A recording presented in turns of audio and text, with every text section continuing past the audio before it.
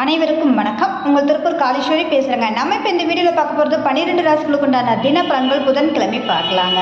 இன்றைய தினம் சங்கடகர சதுர்த்திங்க. இன்றைய தினம் மேசராசி நேயர்களுக்கு லாபகரமான நாளாக அமையும்.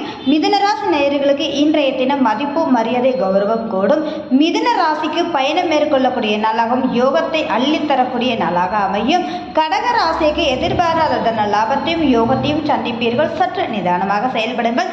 சிம்ம ராசிக்கு சந்திக்கக்கூடிய நபர்களால் ஆதாயமும் மேன்மையும் உறவுகளால் ஒற்றுமையை கொடுக்கும்.